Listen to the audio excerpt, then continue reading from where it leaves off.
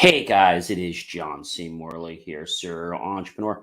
Welcome to IFYL again. It is Sunday evening. We'll get into our show's topic here in just a second, just fixing my hat there.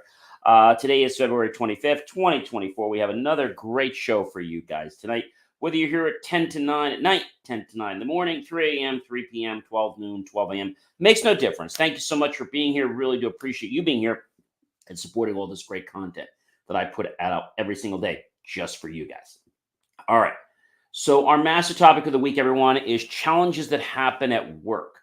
Now, people say, well, gee, don't challenges happen home? Yeah, I know challenges happen home, but I'm talking about work right now because I know that's something that bothers a lot of people. So, I want to go ahead and address that issue. So, that's the master topic for the week. Let's talk about the master topic well, the granular topic, I should say, for the day, Sunday. And that is overcoming communication hurdles and reigniting motivation.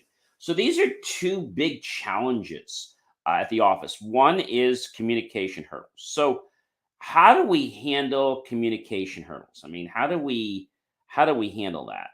I think the biggest thing we have to understand is miscommunication. Okay, uh, that's probably the biggest thing is that there could be things, of course, there could be things like language barriers, sure, I mean, but we're not talking really about language barriers. We could be talking about cultural diversity, information overload.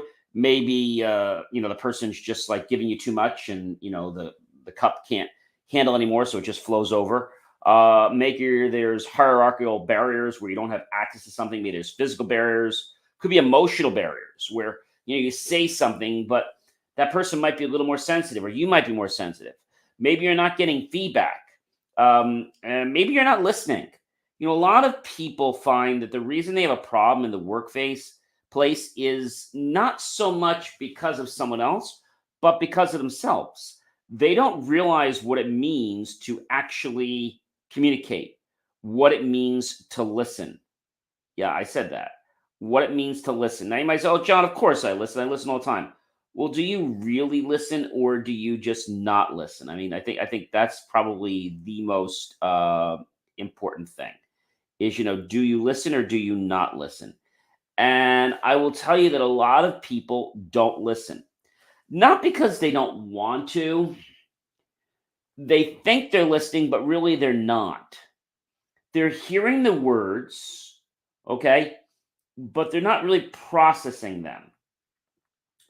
It's almost like if you had some relaxation music on and there was some study topics in there, right? And you weren't really paying attention to it. Would you really be studying it? Well, of course, there's subliminal, but I'm not talking about subliminal. I'm talking about the fact of, is it really something that you're learning if this is not subliminal communication? And they come in all different shapes and sizes, these barriers. Of course, we have the ego, and everyone wants to be right. I mean, everyone I know wants to be right. No one wants to be wrong. And so, if nobody wants to be wrong, how do you actually handle this? Well, I think the best way to handle it is to realize that communication is real. Communication is real. Maybe there is a misunderstanding. So, what I always like to do when I talk with people, regardless of their expertise, their experience, or their cultural diversities, I like to ask them to come back to me and say, "Hey, this is what I mean, what I understand you to be saying. So, you want me to do X, Y, and Z, exactly, or no, not quite. I want you to do A and C, but not Z. You get the point."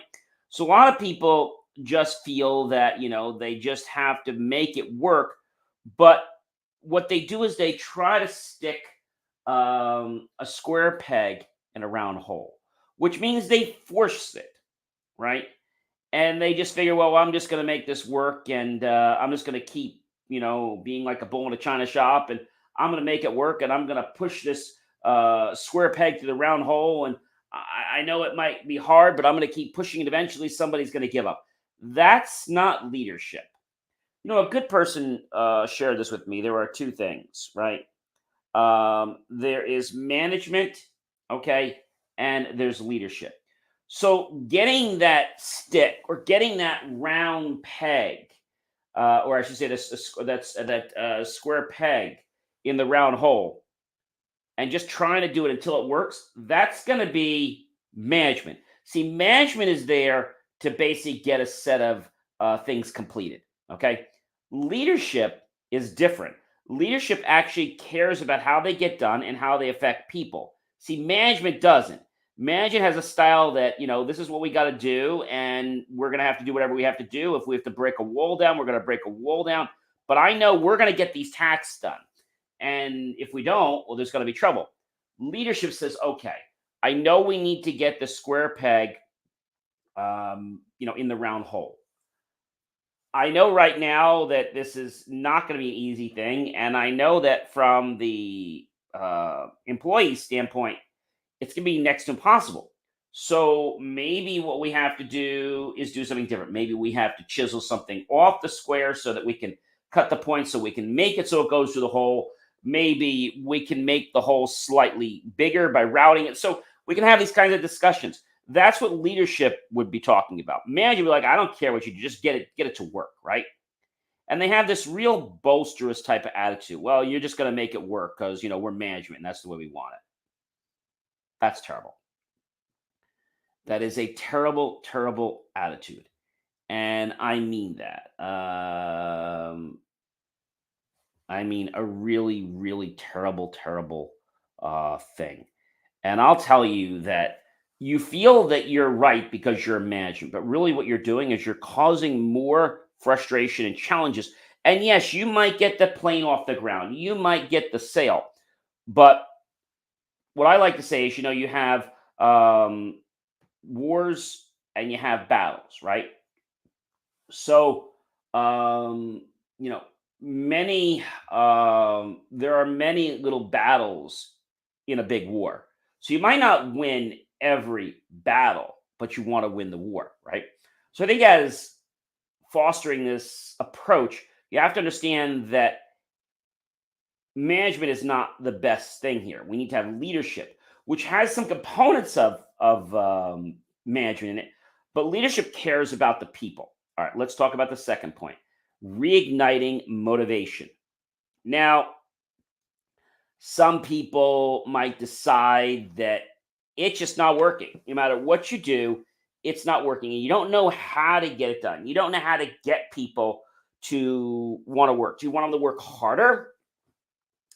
I don't say you want to get them to work harder, but you want them to enjoy what they're doing. And you don't want to change them, but you want them to change themselves. Or if you change them, then that would be management. Management is terrible. That's why a lot of companies go out of business. Leadership cares about the person and who they are. That's the bottom line. Leadership cares. So would you rather have a company that operates from leadership? I would. Leadership cares about the person because you know what happens when you care about the person? They're going to care about you. Whether it's a challenging time or a situation that you're not happy with, if you treat those people good to you, vendors, employees, they're going to be like wanting to help you when you have the slightest downfall. If you're imagining you're being like a jerk to everybody, they're not going to want to help you at all. They're just going to want to look for every single way to shirk the responsibility. That's right. I said shirk the responsibilities. And so motivation is a challenge for a lot of companies. Um, some days an employee might not feel like working because, I don't know, maybe they didn't get enough sleep. Uh, maybe they're overwhelmed with a project. Maybe things got double timed, or maybe resources on the project fell off. Two people got sick, or machines broke down, right? But these are all things that can actually impact uh, people's ability to want to work. And I know that sounds crazy, but it's the truth. It is absolutely the truth. So people oftentimes don't want to work or they get demotivated because they're not clear of where they're going, right? They just kind of like, I'm just going to kind of, it's like if you don't know a song, right? You're not going to kind of sing it really well. You're going to sing it like, going to kind of hum it, or you're just going to kind of like lip sync it a little bit, but you're really not going to sing it because you don't know it.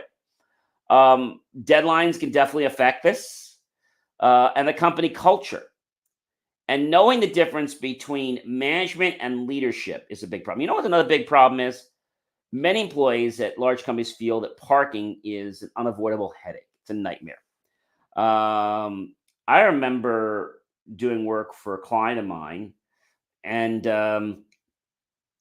they were ridiculous. I mean, I pull in, and like every couple months, they kept changing like how you parked. You had a parking permit. You couldn't just go to this building. They just made things so complicated.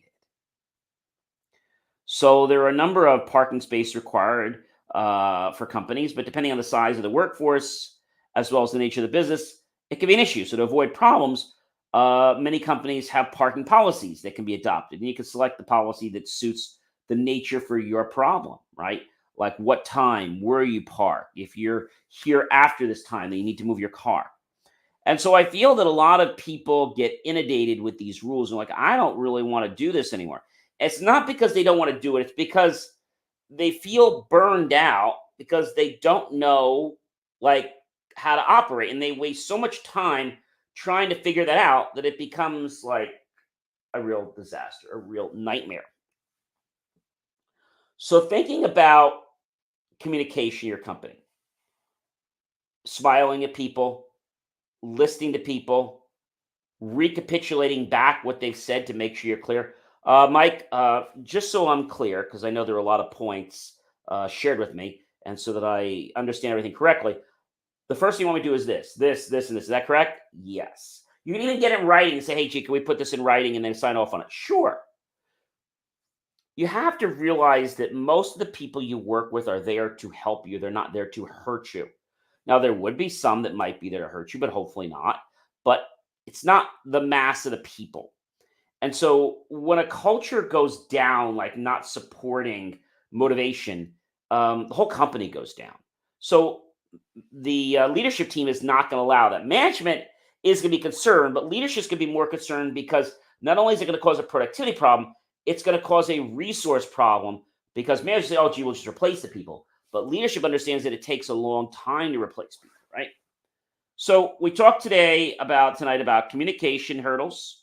We talked about reigniting motivation. And, communication hurdles can happen because of seniority. I mean, it can happen because of that, right? And so sometimes people don't want to do something because they're not getting paid enough. Another time, people don't want to do something. You know why? Because they don't know what they're doing. Another time is because they're getting directions from like 5 different people. Well, look, I understand you want me to do it this way. Who am I supposed to take direction to when you're not here? Only George, only Mike, only Cynthia. Okay, so does everybody hear that now? Everyone in the office? I'm only be taking direction from Mike. If you have an issue, tell Mike, and then Mike can tell me I can't be taking direction from 5 people. Everybody understand? And they might get a little annoyed or nervous, but you have to make sure you air out things before they become a big blow up, right? That's what causes challenges. When people act in a manner that is very, I don't know, let's say coveted, kind of like on eggshells, something's going to cause a blow up. And I have a problem with that. I have a big problem with that. So if you're a leader, okay, a good leader, you understand that people's responsibilities are key to where they're going in life. And you know that when their responsibilities are in alignment with what you need and what they need, everyone's happy and the job gets done. Management leadership's happy and the client is happy. Hey guys, I'm John C. Morley, serial entrepreneur. It's been a privilege, pleasure, and honor to be with you this fantastic evening. Please do scan the QR code. Go to believemeachieve.com for more of my great, amazing information. And be sure to like, love, and follow the channels, especially TikTok. We want to reach over 1,000 so that we can actually stream live there very soon. Thank you so much for popping in. I hope you guys are enjoying this because, workforce challenges can sometimes not only ruin the company, but could ruin a potential of an opportunity that could have taken you to greatness. All right, guys, have an amazing rest of your night, and I'll catch you guys tomorrow. Be well, everyone.